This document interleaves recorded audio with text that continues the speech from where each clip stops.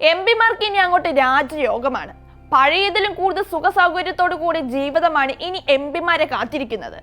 സംഭവം മറ്റൊന്നുമല്ല, പാർലമെന്റ് അംഗങ്ങൾക്ക് ശമ്പള വർധനവ് പ്രഖ്യാപിച്ചിരിക്കുകയാണ് കേന്ദ്ര സർക്കാർ.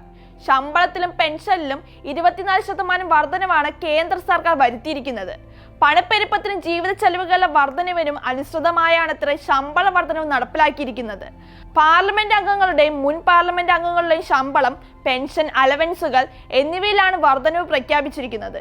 കൂടാതെ എംപിമാർക്ക് നൽകി വരുന്ന ഡെയിലി ഭത്തയിലും വർധനവുണ്ട്. മാത്രമല്ല 5 വർഷത്തിൽ കൂടുതൽ സേവനമുള്ളവർക്ക് ഓരോ വർഷത്തിനും പെൻഷനും അധിക പെൻഷനും വർദ്ധിപ്പിച്ചിരിക്കുകയാണ്. പുതുക്കിയ ശമ്പള വർധന പ്രകാരം എംപിമാരുടെ പ്രതിമാസ ശമ്പളം 1 ലക്ഷത്തിൽ നിന്ന് 1,24,000 ആയാണ് വർദ്ധിപ്പിച്ചിരിക്കുന്നത്. ഡെയിലി ഭത്ത 2,000 രൂപയിൽ നിന്നും 25,000 രൂപയായി. മുൻ പാർലമെന്റ് അംഗങ്ങളുടെ പെൻഷൻ പ്രതിമാസം 25,000 രൂപയിൽ നിന്ന് 31,000 രൂപയായി.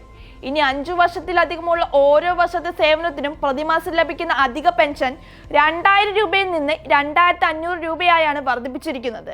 എന്തായാലും ഇനി അങ്ങോട്ട് എംപിമാർക്ക് രാജയോഗമാണ് കേന്ദ്രം അനുവദിച്ചു നൽകിയിരിക്കുന്നതെന്ന് സാരം.